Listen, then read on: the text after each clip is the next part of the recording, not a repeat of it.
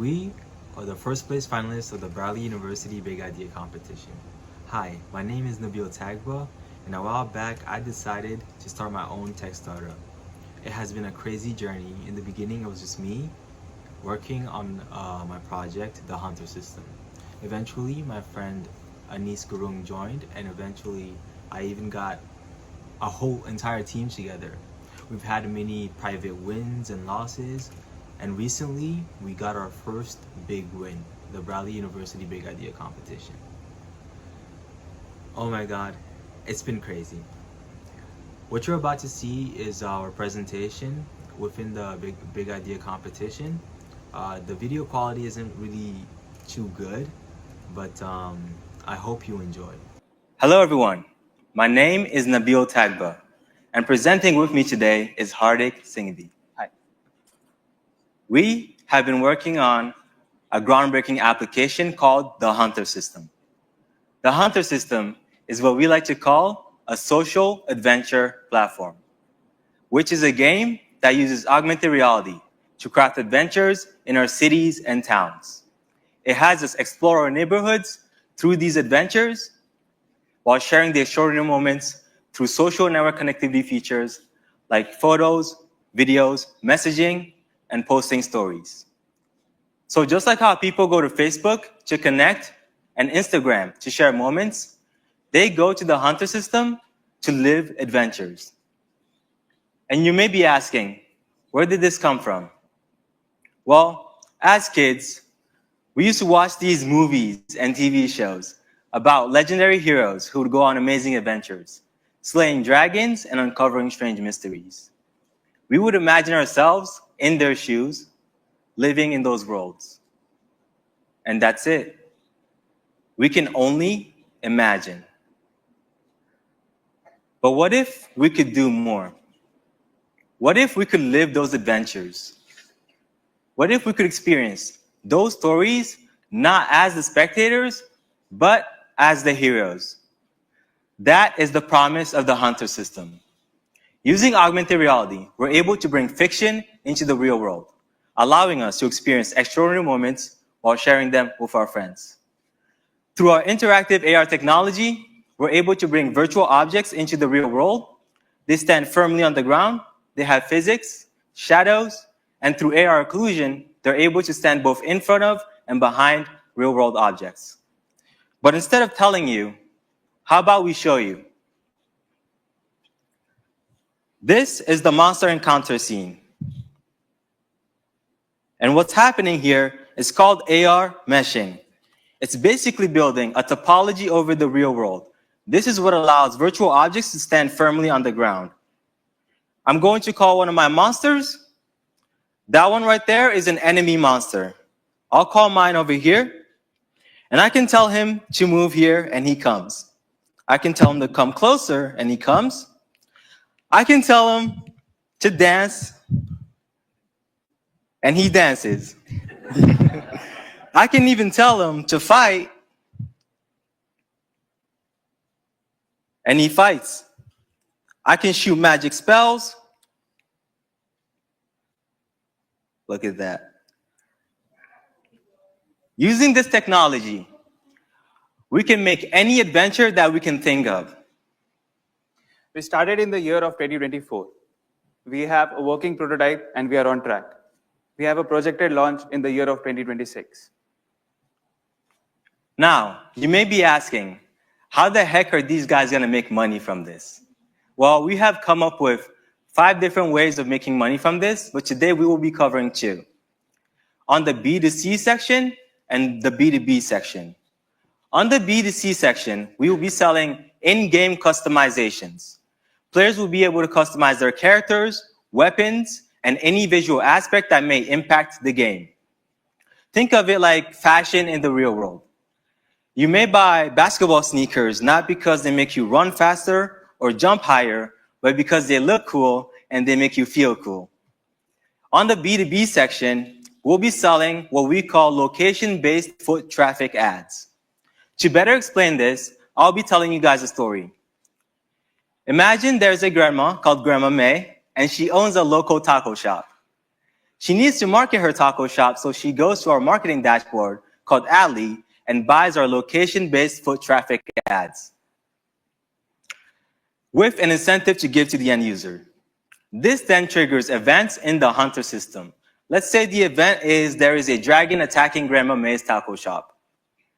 All right, now minutes later, groups of teenagers come near her taco shop, playing the hunter system. And once done, they will be rewarded the incentive, which in this case will be, let's say, 10% off tacos, which they can use to then interact with Grandma May's business.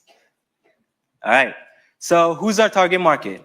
Our target market is the fantasy genre fan base. But within the fantasy genre fan base is the role-playing fan base. We believe this fan base would be the perfect early adopters. Of course, there's the monster-catching fan base, who our game may appeal to because our combat system involves you commanding magical creatures to fight for you. Now, let's talk some numbers with Hardik. Thanks, Nabil. So our industry size currently stands at $14 billion, which is expected to grow at 26% CAGR to reach a whopping $142 billion within 10 years.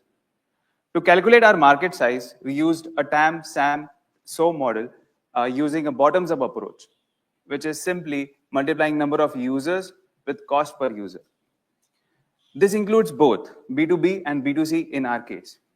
TAM, total available market, is $74 billion. We have calculated this based on all the local businesses in the world who are interacting with our game and all the users, fantasy genre fan base, who purchase our services. That is $74 billion. But realistically, serviceable available market stands at $7 billion, which say all the local businesses who have access to internet, GPS, and all the role-based fantasy genre fan base who are actually interested in our game.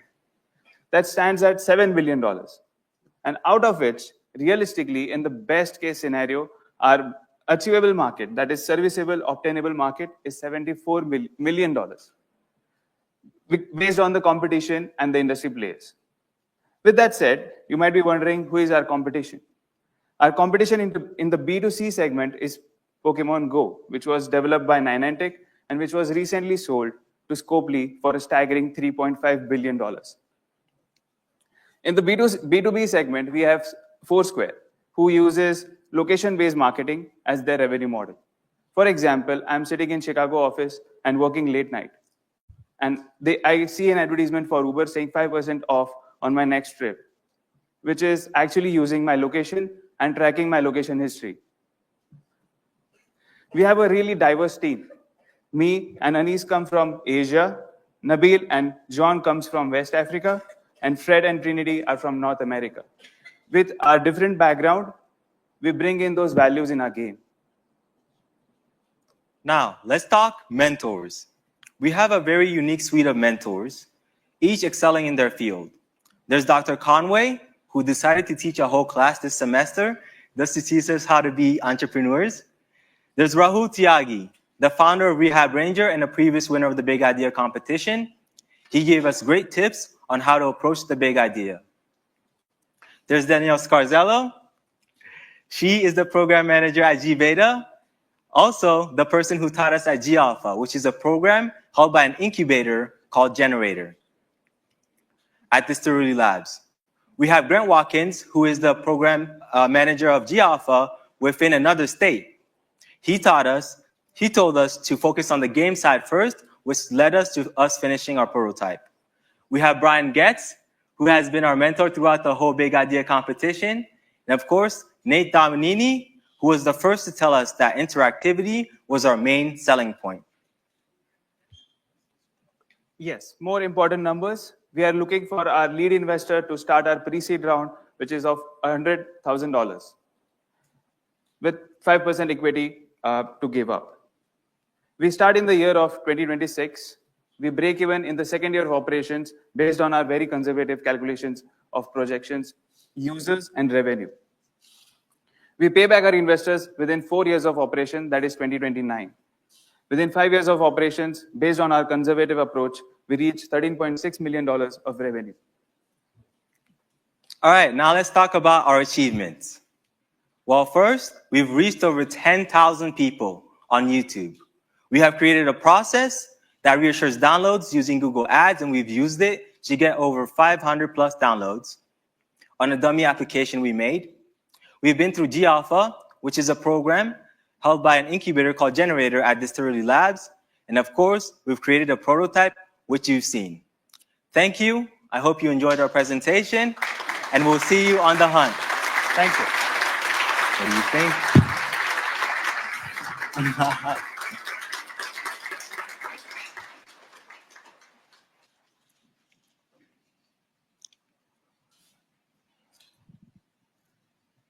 Okay, well, first of all, nice job. Thank you. Obviously, a huge market, and you guys have, articulated both a unique insight and clearly competency in the space. The question that comes to mind, and having come from the consumer products industry, where there's a lot of competitive product finding its way to shelves, one singular measure of success is repeat. So driving trial is a relatively easy endeavor. As you guys have engaged consumers early on, I recognize it's early, can you talk a little bit about what your repeat has been and what your feedback mechanism is for ensuring that the experience is top notch and is going to drive usage and time on platform? All right. So when we first started development, we decided to chronicle our progress on social media platforms, mainly YouTube. We love doing this because, one, it helps us gain an initial user base, and we get to talk to the end users. Not only that, but it acts as a negative customer acquisition cost because YouTube will be paying us while we're bringing out content to users. And to add on, there is a comment section in YouTube, as you all know. We always look out for those comments. Okay, what is the user interested in? What are they liking in the game? Yeah. So that's where we come up, okay, this idea can be incorporated, or we have different inputs from our team members. Okay, we are actually interested in this. We can do this better, and this is what is people want. So that's. And recently, we've started doing player discovery trials. We were basically we made a form, and we were trying to run into different Reddit pages and try to get people to fill out the form. We're still waiting on some to be put on some Reddit pages, but some have already gone through, and we've gotten hundreds of views, which tells us we should actually start marketing on Reddit too. So it's pretty cool. All right, so it was a great presentation. I have a couple questions, or at least one question. Maybe it'll lead into number two, depending on the answer. I like the idea that you can do customizations and get some local businesses or international businesses and stuff involved with things, like the Grandma May example that you showed us. How are you going to be trying to get these Grandma Mays who may not be at all familiar with this virtual social adventure system to want to be part of what you're doing? Yeah. So on the B2B side, actually, we've also been doing customer discovery. We basically ran inside of Campus Town, going to family-owned restaurants and just basically interviewing them, asking them what their needs are. And obviously, they're not dying. They don't need our services, but they've all said that our services is something they've been looking for and what they want to use, right? They're always looking for a new way of marketing their business, which is great. And we've also acquired most of their emails, so we can contact them. So through this, we've identified that even though they might not be technically versed, they're already trying to attempt to find tools like the ones we're creating. So just bringing it out to the market will just help them out, and we can make it easier for them to use the tool by simplifying our systems. Can you show them the Adly page? Yes. So this is our marketing dashboard. This is the funds page. As you can see, it's very minimalistic, easy to understand. And this is the ads page where you see your list of ads. You basically click the little button here, you create an ad and you go through what we call one-click ad technology, which is just you answering simple questions about your business, which will then be used to create an ad. And to add on, not just grandma. Yeah, We it's not also- just grandmas. We use the grandma because we want to show how easy it is to use. We also want to incorporate NGOs who want to drive the attendance at the events, as well as giving the incentive to the user to be there. Let's say a music concert in Chicago. That's where we are just tapping in, wherever people want user interaction, where they are feeling short of people to connect with them.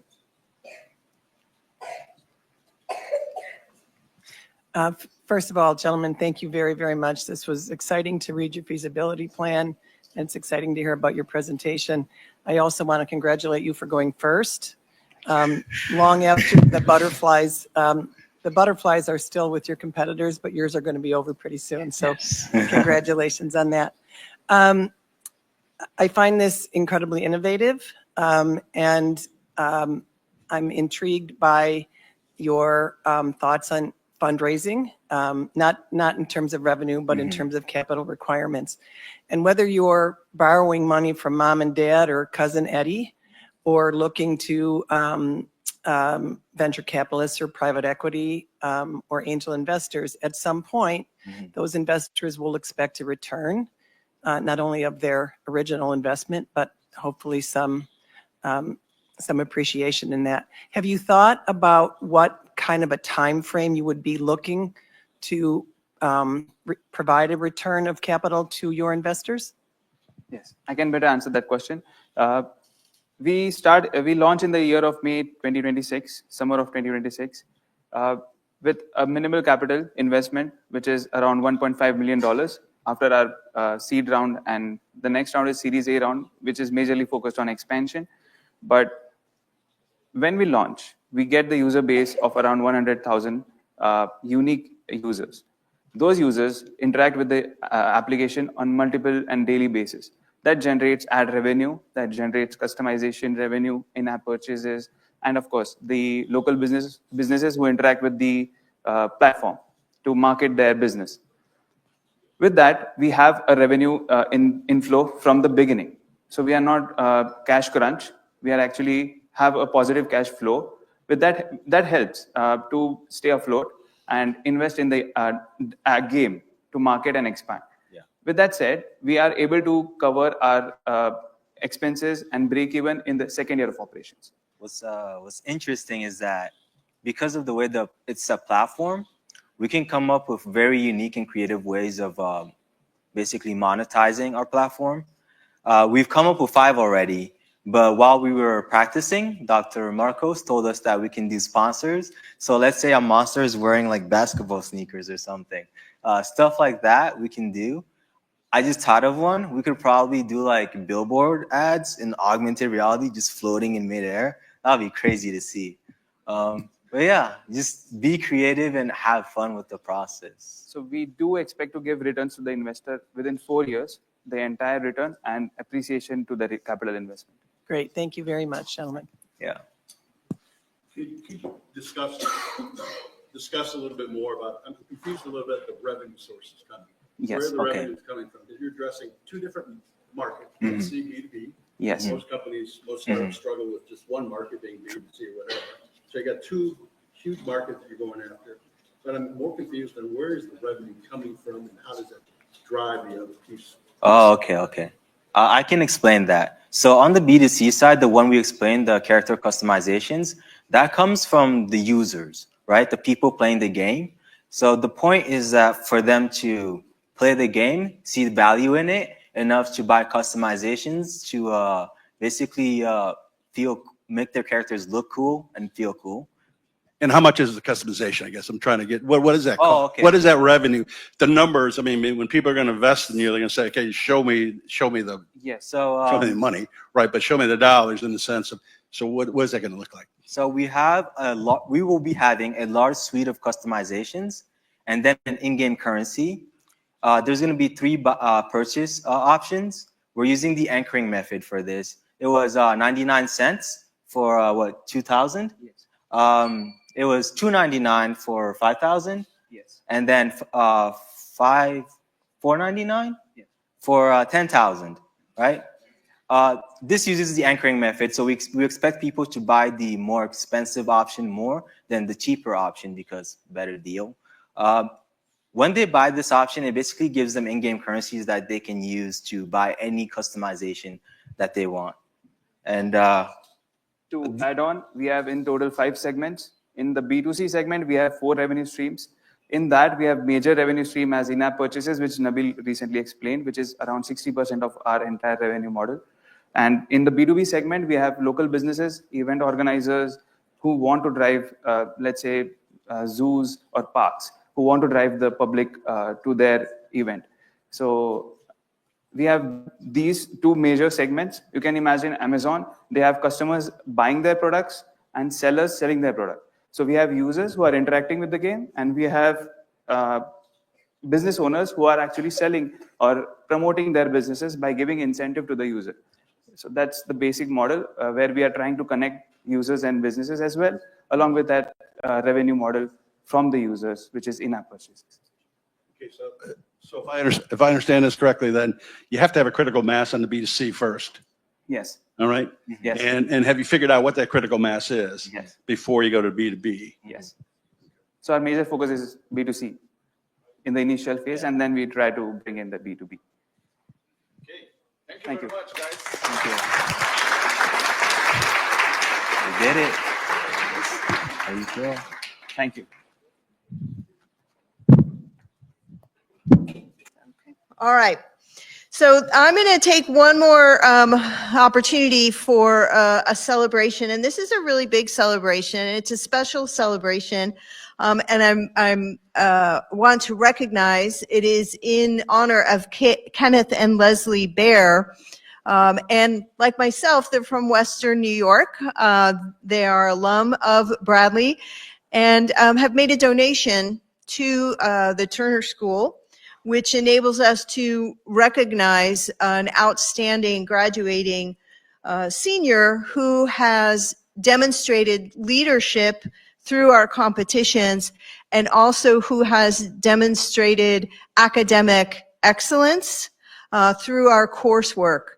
And this is the first time we've been able to give this award in a few years for a couple of reasons. So it's a very big surprise, maybe even to our advisory council, because this has been a little bit hidden, but also to the students because we do have some alum from the Big Idea competition in the back. Yeah, just don't try to hide there. We've got you. Yes. And Raul, where'd you go? Over here as well. So we've not done this before. So they'll be like, what's going on with that? So with a little bit of suspense and a little bit of drum rolls. The Kenneth and Leslie Bear Award, which together with this recognition is also $1,000 to the graduating student. And I'm going to read this certificate and ask that student to come up when I announce his name. So this award is recognizing an undergraduate student with demonstrated leadership in co-curricular competitions and outstanding academic performance in the Turner School of Entrepreneurship and Innovation. So please join me in congratulating Nabil Tagba.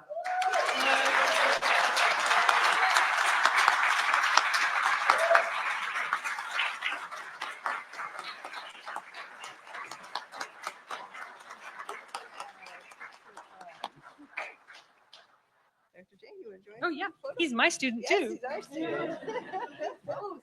I found him first though. I said, here, you gotta have him in class. Excellent. All right, congratulations, Nabil. Okay, are we ready?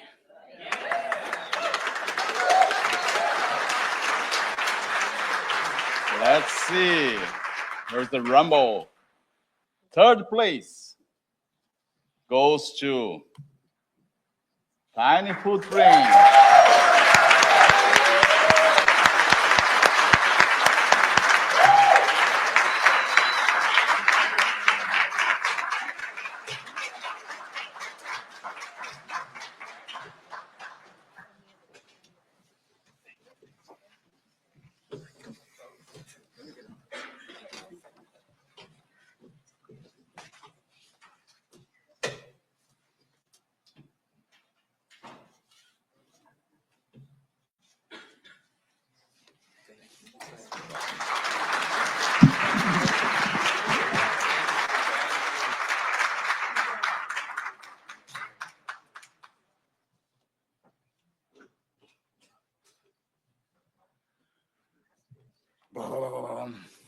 Second place goes to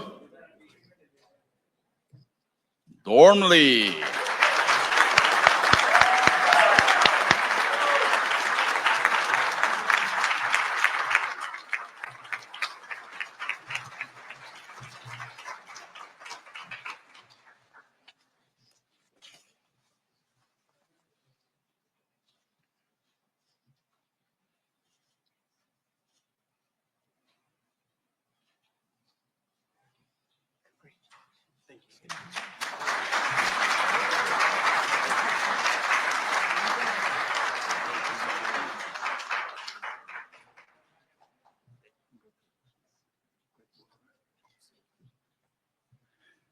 And now, who is the winner of 2025 Big Idea Competition?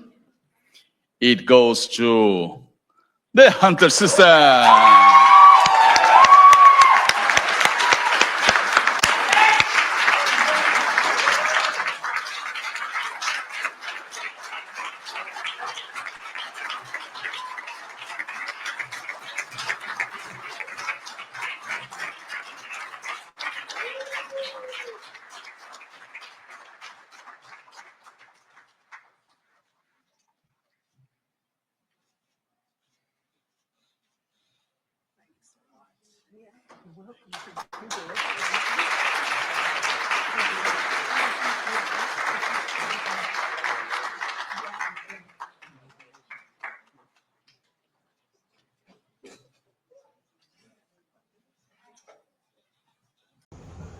Before we end this, I wanted to thank my team. None of this would have been possible without their help. Well, I'm at a loss for words at this point. Thank you to my audience on YouTube. You guys have been a godsend. Honestly, I know you're few in numbers, but thank you so much for your support. And